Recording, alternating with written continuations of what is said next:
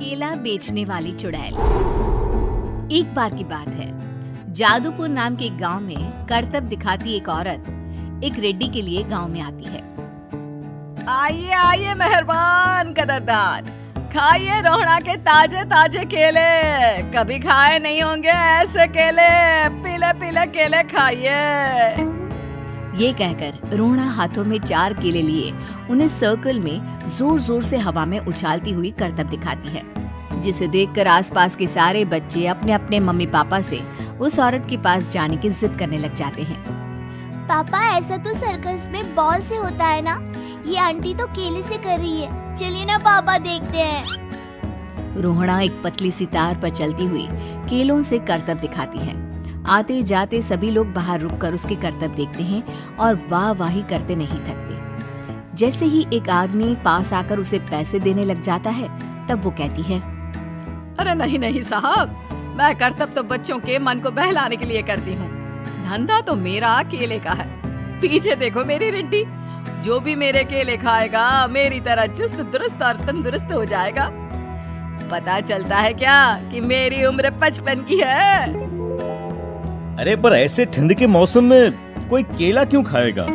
ये ऐसे वैसे केले नहीं है साहब, ये शरीर में गर्मी देते हैं। ठंड को दूर भगाए जो भी रोहिणा के केले खाए। पापा, अगर मुझे केले नहीं मिले तो मैं घर नहीं जाऊंगी। तभी उसके पापा कहते हैं कि बेटा, केले ठंड में कभी गर्मी नहीं देते। ये सब कहने की बातें हैं, सामान बेचने का तरीका है इनका। पर पिंकी नहीं मानती। मैं केले खाऊंगी। पिंकी की जिद के आगे नत्थू हार जाता है और उसे केले खरीद कर दे देता है। पिंकी खुश होकर केले घर ले आकर खाती है। अब मैं भी करतब करूंगी, कितना मजा आएगा। जादुई केले। पिंकी पहला केला खत्म भी नहीं करती कि वो बेहोश हो जाती है। दूसरे केले से एक काला धुआं आता है और रोहड़ा चुड़ैल बनकर बाहर निकल आती है। मेरे भूतिया केले बच्चे न खाए, ऐसा हो ही नहीं सकता। जादूपुर वालों, कब तक बचोगे? आ गई हूँ मैं रोहड़ा, जिसका कोई नहीं कर सकता सामना। रोहड़ा पिंकी को गोद में उठाकर काले धुएं में कहीं गायब हो जाती है। शाम के वक्त नत्थू घर लौटता है और पिंकी को घर में ना पाकर उसकी माँ से कहता है, माँ पिंकी कहाँ है? अरे बेटा, उसे तो तू सुबह करतब दिखाने ले गया था ना, फिर कहाँ वापस आए तुम दोनों? मुझे लगा तू उसे अपने साथ मंडी ले गया होगा। हे भगवान, मेरी बच्ची कहाँ गई? मैं उसे घर ही तो छोड़कर गया था माँ। नत्थू गांव के घर कोने में अपनी बेटी को ढूंढता है, पर उसे वो कहीं नहीं मिलती। परेशान होकर आके रो रो कर नत्थू हिम्मत हार कर घर लौट आता है। अगली सुबह रोहड़ा फिर से करतब दिखाने आती है और इस बार पिंकी की तरह रोनी केले खरीद लेता है। 50 रुपए दिए थे पापा ने, सारे पैसों की मैंने केले खरीद लिए हैं। अब मैं भी आंटी की तरह ही करतबबाज बन जाऊंगा।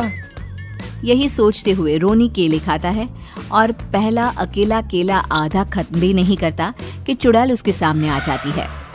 मेरे साथ चलने का समय आ गया है रोनी। ये तो बस शुरुआत है। अब इस गांव के सारे बच्चे धीरे धीरे मेरे कब्जे में होंगे, एक बच्चा भी नहीं बचेगा। ये कहकर रोना रोनी को गोद में लेकर काले धुएं में अदृश्य हो जाती है। इसके बाद हर रोज गांव में से कोई ना कोई बच्चा गायब होता, पर ऐसा क्यों हो रहा है किसी को भी समझ में नहीं आ पा रहा था। रोज की तरह अपनी बेटी पिंकी की तलाश में नत्थू गांव के एक तालाब के पास बैठा रो रहा था। कहाँ गई मेरी पिंकी? शकुंतला के जाने के बाद एक वही तो मेरा सहारा थी। अरे उसकी आत्मा कोस रही होगी मुझे कि मैं अपनी बच्ची को संभाल भी नहीं पाया। नत्थू ये कहता हुआ रो ही रहा था कि तभी तालाब में से उसे शकुंतला की आवाज सुनाई देती है। कहाँ थी तुम शकुंतला? हमारी बच्ची और सारे गायब हुए बच्चे रोहड़ा के कब्जे में हैं। वो बच्चों को जो केले देती है उससे बच्चे बेहोश हो जाते हैं और उसके कब्जे में आ जाते हैं और वो उन्हें ले जाकर काली दुनिया में ले जाती है। पर वो ऐसा क्यों कर रही है? ये मैं नहीं जानती, पर उस दुनिया का रास्ता मैं आपको बता सकती हूँ। जहाँ ये नदी खत्म होती है वहाँ एक केले का पेड़ है, उसके नीचे एक दरवाजा है, वहीं से रास्ता जाता है उस दुनिया का। ये कहकर शकुंतला की आत्मा गायब हो जाती है। गांव के सभी लोग झुंड बनाकर उसी रास्ते से काली दुनिया में चले जाते हैं और वहाँ देखते हैं कि सारे बच्चे वहाँ काम कर रहे थे। पापा मुझे ले चलो यहाँ से। पापा पापा। सभी बच्चे अपने मम्मी पापा से लिपट जाते हैं। तो तुम लोग यहाँ तक आ गए? क्यों हमारे बच्चों को पकड़ लिया तूने? तुझे शिकार ही बनाना है तो ले, हम सब आ गए हैं, हमें खा ले। नहीं, मुझे बच्चे चाहिए, मेरे बच्चे के बदले तुम लोगों के बच्चे। क्या मतलब? मैं इसी गांव में रहने वाली एक औरत थी। केले की चोरी के इल्जाम में मेरे बेटे को गांव वालों ने इतना मारा कि वो मर गया। उसी दिन मैंने ठान लिया कि गांव वालों का भी वही हाल करूंगी। कुछ दिन बाद बेटे के चले जाने के दुख में मैं भी मर गई और मेरी भटकती आत्मा एक चुड़ैल बन गई। और फिर मैंने बदला लिया तुम सबके बच्चे छीनकर। बर्दाश्त नहीं कर पाए ना, सोचो मुझ पर क्या बीती होगी। हमें माफ कर दो रोना, पता नहीं ये किसकी गलती थी पर हम सभी माफी मांगते हैं। हमारी खुशियाँ लौटा दो, तुम भी तो एक माँ हो। गांव वालों की बात सुनकर रोना का मन पिघल जाता है और वो बच्चों को छोड़ देती है। उसके बाद काली दुनिया बच्चों के लिए जादुई दुनिया बन जाती है। अब कोई भी कभी भी वहां आ जा सकता था।